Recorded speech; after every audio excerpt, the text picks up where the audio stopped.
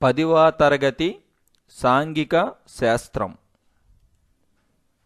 పాఠం 1 భారతదేశం భౌగోళిక స్వరూపాలు.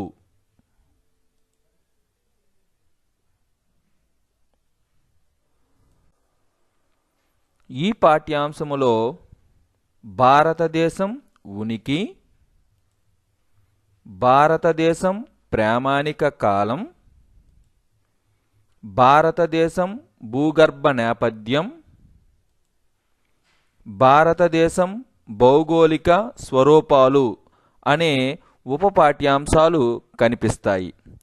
ఈ వీడియోలో మొదటి 2 ఉప అంశాలు అయిన భారతదేశం ఉనికిని గురించి, భారతదేశం ప్రామాణిక కాలమును గురించి తెలుసుకుందాం.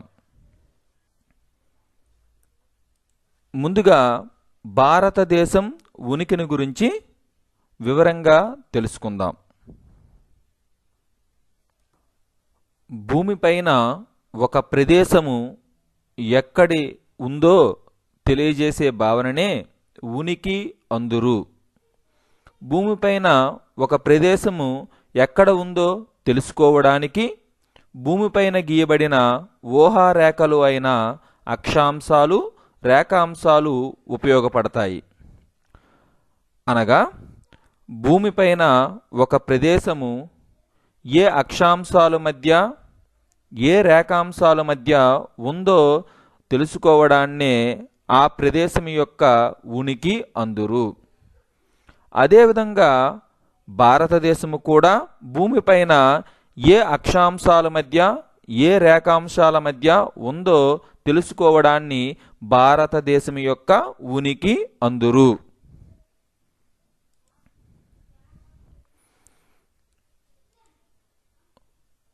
భూమిని భూమధ్య రేఖ 2 అర్ధగోళాలుగా విభజిస్తుంది.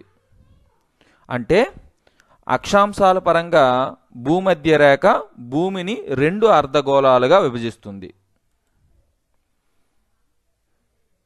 భూమధ్య రేఖకు పైన ఉన్న అర్ధగోళాన్ని ఉత్తరార్ధగోళముగాను, భూమధ్య రేఖకు దిగువన ఉన్న అర్ధగోళాన్ని దక్షిణార్ధగోళముగాను పిలుస్తారు. అంటే భూమధ్య రేఖ భూమిని అక్షాంశాల పరంగా ఉత్తరార్ధగోళముగాను, దక్షిణార్ధగోళముగాను విభజిస్తున్నది. మరి అక్షాంశాల పరంగా భారతదేశము చూస్తే ఉత్తరార్ధగోళములో కలదు. అక్షాంశాల పరంగా భారతదేశము ఉత్తరార్ధగోళములో కలదు. అనగా ఉత్తర అక్షాంశాల మధ్య భారతదేశము విస్తరించి ఉన్నట్లుగా చెప్పవచ్చు. మరి ఏ ఏ ఉత్తర అక్షాంశాల మధ్య భారతదేశము ఉందో తెలుసుకుందాం. భారతదేశము 8 డిగ్రీల 4 నిమిషాల ఉత్తర అక్షాంశానికి, 37 డిగ్రీల 6 నిమిషాల ఉత్తర అక్షాంశానికి మధ్య విస్తరించి ఉన్నది. దీనిని బట్టి చూస్తే భారతదేశానికి పూర్తిగా దక్షిణాన ఉన్న అక్షాంశము 8 డిగ్రీల 4 నిమిషాల ఉత్తర అక్షాంశము. అదేవిధంగా భారతదేశానికి పూర్తిగా ఉత్తరాన ఉన్న అక్షాంశము 37 డిగ్రీల 6 నిమిషాల ఉత్తర అక్షాంశము. భారతదేశము పూర్తిగా ఉత్తర అక్షాంశాల మధ్య ఉత్తరార్ధగోళంలో విస్తరించి ఉన్నట్లుగా మనము చెప్పవచ్చు. అదేవిధంగా భూమిని 0 డిగ్రీల రేఖాంశము లేదా గ్రీనిచ్ రేఖాంశము భూమిని రేఖాంశాల పరంగా 2 సమానమైన అర్ధగోళాలుగా విభజిస్తున్నది. గ్రీనిచ్ రేఖాంశానికి కుడివైపు గల అర్ధగోళాన్ని తూర్పు అర్ధగోళము లేదా పూర్వ అర్ధగోళముగా, గ్రీనిచ్ రేఖాంశానికి ఎడమవైపున ఉన్న అర్ధగోళాన్ని పశ్చిమ అర్ధగోళము లేదా పడమర అర్ధగోళముగా పిలుస్తాము. మరి రేఖాంశాల పరంగా భారతదేశము చూస్తే ఏ అర్ధగోళంలో కనిపిస్తుంది? ఎస్, తూర్పు అర్ధగోళంలో కనిపిస్తుంది లేదా పూర్వ అర్ధగోళంలో కనిపిస్తుంది. అనగా రేఖాంశాల పరంగా భారతదేశము తూర్పు అర్ధగోళములో కలదు. అంటే తూర్పు రేఖాంశాల మధ్య భారతదేశము విస్తరించి ఉన్నట్లుగా చెప్పవచ్చు. ఏ ఏ రేఖాంశాల మధ్య భారతదేశము విస్తరించి ఉన్నది? భారతదేశము 68 డిగ్రీల 7 నిమిషాల తూర్పు రేఖాంశానికి, 97 డిగ్రీల 25 నిమిషాల తూర్పు రేఖాంశానికి మధ్య విస్తరించి ఉన్నది. దీనిని బట్టి భారతదేశానికి పూర్తిగా పశ్చిమాన ఉన్న రేఖాంశం ఏది అంటే 68 డిగ్రీల 7 నిమిషాల తూర్పు రేఖాంశముగా చెప్పవచ్చు. అదేవిధంగా భారతదేశానికి పూర్తిగా తూర్పున ఉన్న రేఖాంశం ఏది అంటే 97 డిగ్రీల 25 నిమిషాల తూర్పు రేఖాంశముగా చెప్పవచ్చు. అనగా భారతదేశము తూర్పు రేఖాంశాల మధ్య తూర్పు అర్ధగోళములో లేదా పూర్వ అర్ధగోళములో విస్తరించి ఉన్నట్లుగా చెప్పవచ్చు. భారతదేశాన్ని తరచుగా భారతదేశ ద్వీపకల్పముగా పిలుస్తూ ఉంటారు. పిల్లలు, భారతదేశాన్ని భారతదేశ ద్వీపకల్పముగా ఎందుకు పిలుస్తారో మీకు తెలుసా? చూద్దాం. అసలు ముందుగా ద్వీపకల్పము అంటే ఏమిటో తెలుసుకుందాం. ఒక ప్రదేశానికి 3 వైపులా నీరుండి ఒకవైపు భూభాగము ఉంటే ఆ ప్రదేశాన్ని ద్వీపకల్పముగా పిలుస్తాము. మరి భారతదేశానికి 3 వైపులా అనగా తూర్పున బంగాళాఖాతం, పశ్చిమాన అరేబియా సముద్రం, దక్షిణాన హిందూ మహాసముద్రము అనే జలభాగాలు కలవు. అదేవిధంగా ఒకవైపు అనగా ఉత్తరాన భూభాగము కలదు. కావున భారతదేశాన్ని భారతదేశ ద్వీపకల్పముగా పిలుస్తూ ఉంటాము. భారతదేశము ప్రస్తుతము ఉన్న అక్షాంశాలు రేఖాంశాల మధ్య కాకుండా భారతదేశము ఆర్కిటిక్ వలయములో లేదా ఆర్కిటిక్ వృత్తములో ఉంటే మన జీవితాలలో ఎటువంటి మార్పులు వస్తాయో ఊహించి చెప్పగలరా? చూద్దాం. ఇప్పుడు మీరు చూస్తున్నది 0 డిగ్రీల అక్షాంశము. దీనినే భూమధ్య రేఖ అని పిలుస్తాము. ఇది 23.5 డిగ్రీల ఉత్తర అక్షాంశము. దీనినే మనము కర్కట రేఖ అని పిలుస్తాము. ఇది భారతదేశానికి మధ్య గుండా పోచున్నది. అంటే భారతదేశానికి మధ్య గుండా పోతున్న ప్రధాన అక్షాంశము ఏది అంటే కర్కట రేఖ లేదా 23.5 డిగ్రీల ఉత్తర అక్షాంశము. ఇది 66.5 డిగ్రీల ఉత్తర అక్షాంశము. దీనినే ఆర్కిటిక్ వలయము లేదా ఆర్కిటిక్ వృత్తము అని పిలుస్తాము. ఈ ప్రపంచ పటాన్ని మనము పరిశీలించినట్లయితే భూమధ్య రేఖకు కర్కట రేఖకు మధ్య ఉన్న ప్రాంతాన్ని ఉష్ణమండలము లేదా భూమధ్య రేఖా మండలము అని పిలుస్తాము. అదేవిధంగా కర్కట రేఖకు ఆర్కిటిక్ వలయానికి మధ్య ఉన్న ప్రాంతాన్ని సమశీతోష్ణ మండలము అని పిలుస్తాము. ఆర్కిటిక్ వలయానికి ఉత్తర ధ్రువానికి మధ్య ఉన్న ప్రాంతాన్ని ధ్రువ ప్రాంతము లేదా శీతల మండలము అని పిలుస్తాము.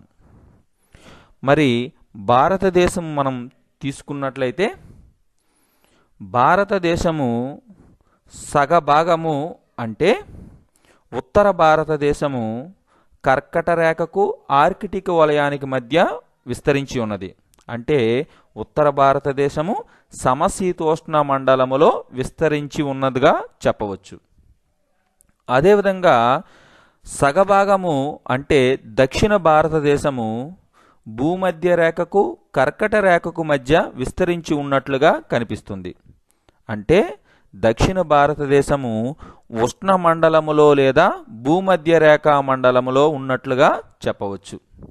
అంటే ప్రస్తుతము భారతదేశములో ఉత్తర భారతదేశములో సమశీతోష్ణ మండల శీతోష్ణ స్థితులు, దక్షిణ భారతదేశంలో భూమధ్య రేఖ లేదా ఉష్ణమండల శీతోష్ణ స్థితులు ఉన్నాయి.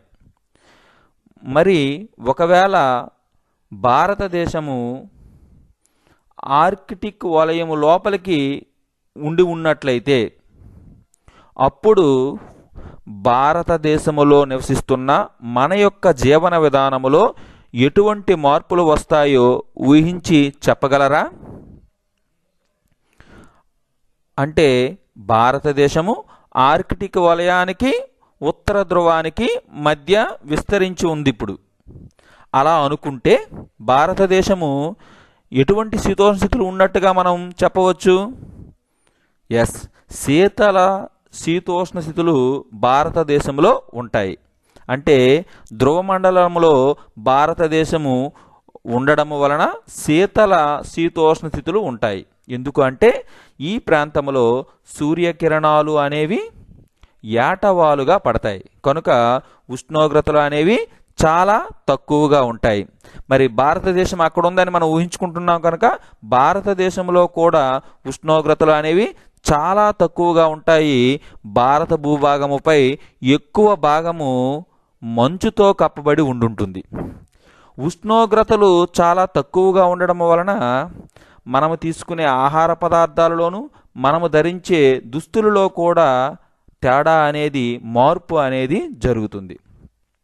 ఉష్ణోగ్రతలు తక్కువగా ఉండడం వలన మాంసాహారాన్ని వేడి పదార్థాలను ఎక్కువగా మన ఆహారంలో తీసుకోవలసిన పరిస్థితి ఏర్పడుతుంది. అదేవిధంగా దుస్తులలో ఉష్ణాన్ని మన శరీరములో ఉంచుకోవడానికి అవకాశము ఉండే ఉన్ని దుస్తులను ఎక్కువగా ధరించవలసిన పరిస్థితి అనేది ఏర్పడుతుంది. అంటే ప్రస్తుతము ఉన్న స్థితి నుంచి భారతదేశము ఆర్కిటిక్ వలయము లోపలికి వెళ్ళినట్లయితే మన యొక్క ఆహారంలోనూ ధరించే దుస్తులలోనూ కూడా తేడా అనేది ఏర్పడుతున్నట్లుగా మనము ఊహించి చెప్పవచ్చు. అదేవిధంగా ప్రయాణ సాధనాల విషయంలోనూ షెల్టర్ అంటే ఇల్లు కట్టుకోవడంలోనూ ఇల్లు నిర్మాణ సామగ్రిలోనూ మనకి తారతమ్యం అనేది కనిపిస్తుంది. ఇందిరా పాయింట్ దీని యొక్క ప్రాముఖ్యతను గురించి తెలుసుకుందాం.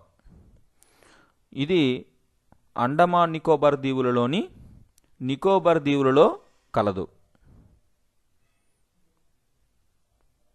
ఇది భారతదేశానికి మొత్తానికి దక్షిణాన గల చిట్ట చివరి ప్రాంతము. దీనిలోని కొంత ప్రాంతము 2004లో సంభవించిన సునామీలో ముంపునకు గురైంది.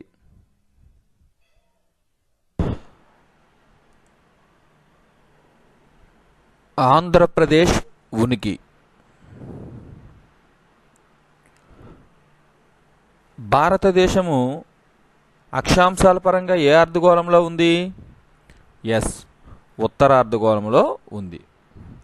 మరి ఆంధ్రప్రదేశ్ కూడా అక్షాంశాల పరంగా ఉత్తర అర్ధగోళంలోనే ఉంటుంది. అదేవిధంగా భారతదేశము రేఖాంశాల పరంగా ఏ అర్ధగోళంలో ఉంది? ఎస్, తూర్పు అర్ధగోళంలో ఉంది. అంటే ఆంధ్రప్రదేశ్ కూడా భారతదేశము వలె రేఖాంశాల పరంగా తూర్పు అర్ధగోళంలోనే ఉంటుంది.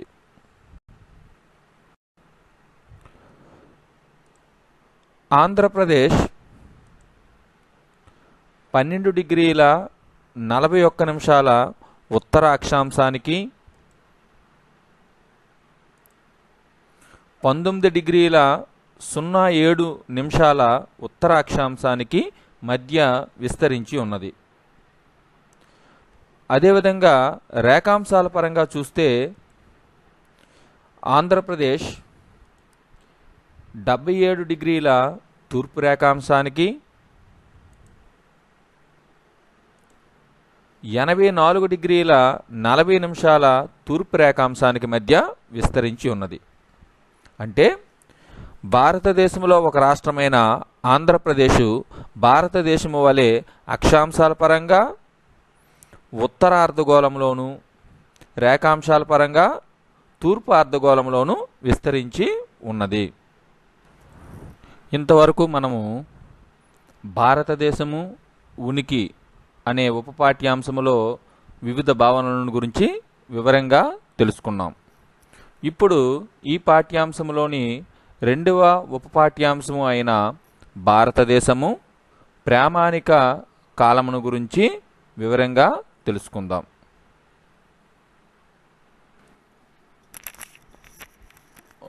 భూగోళముపై నిలువుగా గీయబడిన ఊహారేఖలు అయిన రేఖాంశాలు ఆధారంగా కాల నిర్ణయం జరుగుతుంది.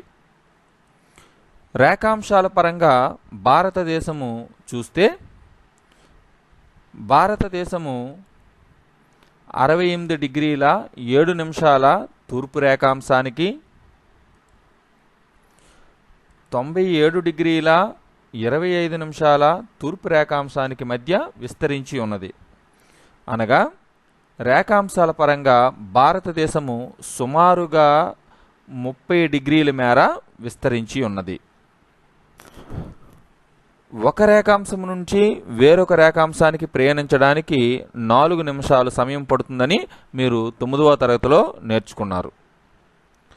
మరి ఒక రేఖాంశం నుంచి ఇంకొక రేఖాంశానికి వెళ్ళడానికి 4 నిమిషాల సమయం పడితే 30 రేఖాంశాలను ప్రయాణించడానికి 30 × 4 120 నిమిషాలు సమయం పడుతుంది.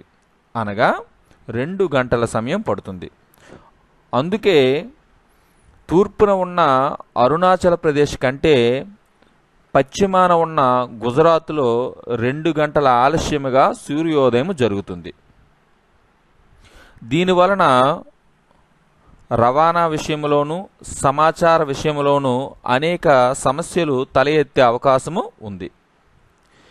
ఈ సమస్యలను అధిగమించడానికి ప్రతి దేశము కూడా ఆ దేశముకు మధ్య గుండా పోయే రేఖాంశాన్ని ప్రామాణిక రేఖాంశముగా నిర్ణయించి ఆ రేఖాంశముపై గల కాలాన్ని దేశం మొత్తం మీద అన్ని ప్రాంతాలకు కూడా వర్తింప చేయడం జరుగుతుంది.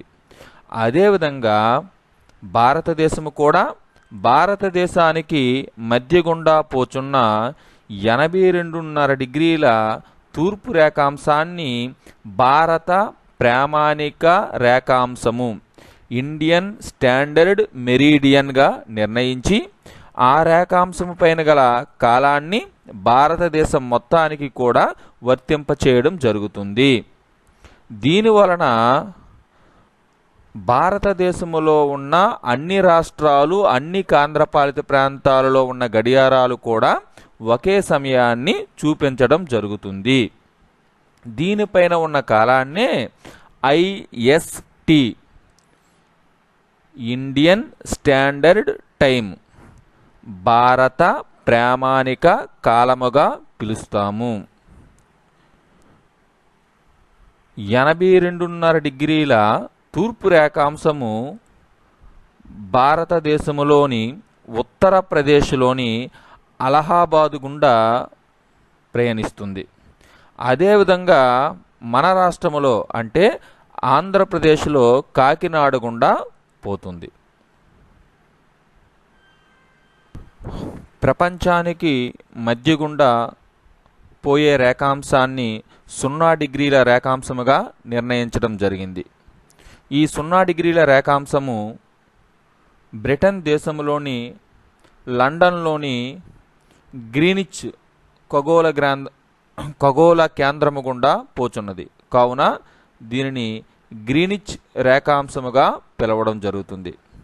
ఈ గ్రీనిచ్ రేఖాంశం పైన ఉన్న లేదా ఈ గ్రీనిచ్ రేఖాంశం వద్ద నమోదైన కాలాన్ని ప్రపంచ ప్రామాణిక కాలముగాను లేదా అంతర్జాతీయ ప్రామాణిక కాలముగాను పిలుస్తారు.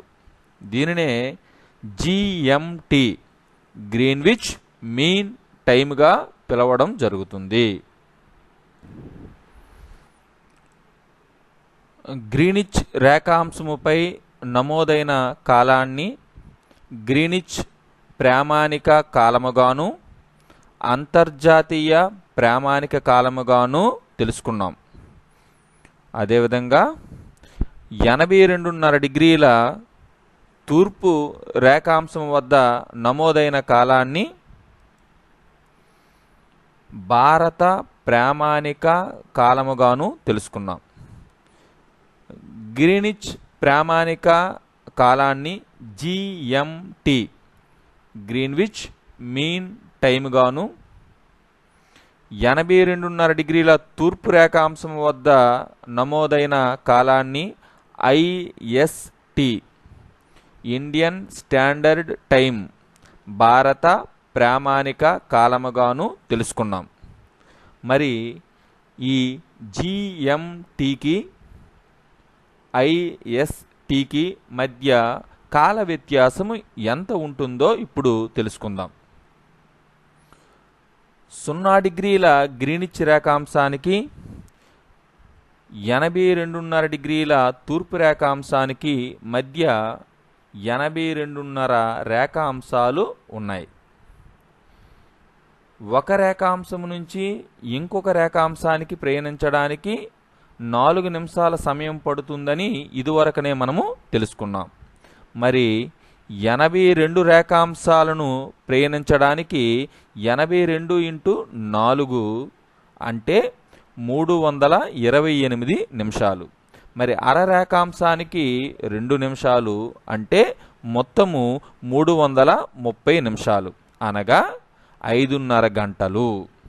అంటే గ్రీనిచ్ కాలమానానికి జిఎంటికి భారత ప్రామాణిక కాలమానానికి ఐఎస్టికి మధ్య 5:30 గంటల కాల వ్యత్యాసము ఉంటుంది.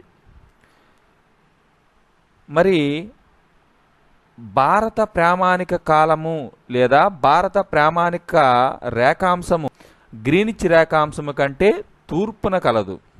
సూర్యోదయము ముందుగా తూర్పున ఉంటుంది కనుక తూర్పున జరుగుతుంది కనుక గ్రీనిచ్ ప్రామాణిక కాలము కంటే భారత ప్రామాణిక కాలమే ముందుగా ఉంటుంది. మరి ఎన్ని గంటలు ముందుగా ఉంటుంది?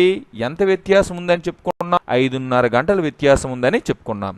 అంటే గ్రీనిచ్ ప్రామాణిక కాలము కంటే భారత ప్రామాణిక కాలము 5:30 గంటలు ముందుగా ఉంటుంది. అందుకనే భారతదేశము +5:30 గంటల కాలమండలంలో ఉందని చెప్పవచ్చు. ఇప్పుడు మనము పాఠ్యపుస్తకములోని ఇచ్చిన ఒక కృత్యాన్ని చేద్దాం.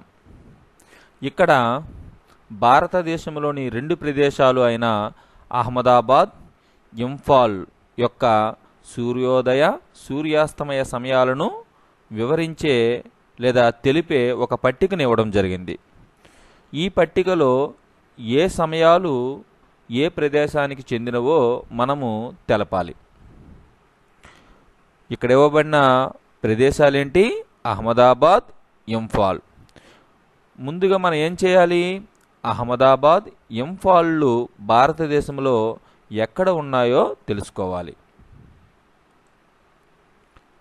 ఇది ఇంఫాల్,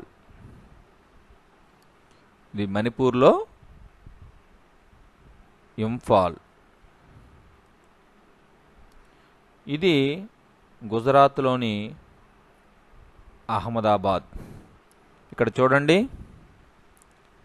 ఈ 2 ప్రదేశాల్లో ఏ ప్రదేశం తూర్పున ఉంది? ఎస్, అహ్మదాబాద్ కంటే ఇంఫాల్ తూర్పున ఉంది. అంటే ఏ ప్రదేశంలో ముందుగా సూర్యోదయం జరుగుతుంది? ఎస్, అహ్మదాబాద్ కంటే ఇంఫాల్లోనే ముందుగా సూర్యోదయం జరుగుతుంది. ఎందుకని? ముందుగా సూర్యుడు ఉదయించడం అనేది ఏ దిక్కున జరుగుతుంది? తూర్పున జరుగుతుంది. అందుకనే అహ్మదాబాద్ కంటే ముందుగాన ఇంఫాల్లో సూర్యోదయం జరుగుతుంది. అదేవిధంగా సూర్యాస్తమయం కూడా అహ్మదాబాద్ కంటే ఇంఫాల్లోనే ముందుగా జరుగుతుంది. మరి ఇక్కడ సూర్యోదయము సూర్యాస్తమయము కూడా ముందుగా ఉండే సమయాలు ఏవి?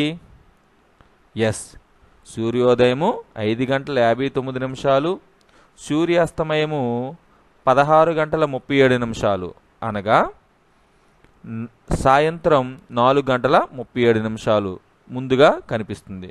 కనుక ఈ సమయాలు అనేవి ఏ ప్రదేశానికి చెందినవిగా చెప్పవచ్చు? ఇంఫాల్కు చెందినవిగా చెప్పవచ్చు. దీని తరువాత గల సూర్యోదయ సూర్యాస్తమయ సమయాలు ఏవైతే ఉన్నాయో అంటే సూర్యోదయము 7:20, సూర్యాస్తమయము 18:05, అనగా 6:05 ఏవైతే ఉన్నాయో ఇవి అహ్మదాబాదుకు చెందినవిగా చెప్పవచ్చు. ఈ రెండు ప్రదేశాలే కాదు, ఏ రెండు ప్రదేశాలు అయినా పశ్చిమాన ఉన్న ప్రదేశం కంటే తూర్పున ఉన్న ప్రదేశంలో సూర్యోదయం ముందుగా జరుగుతుంది. సూర్యోదయమే కాదు, సూర్యాస్తమయం ముందుగానే జరుగుతుంది.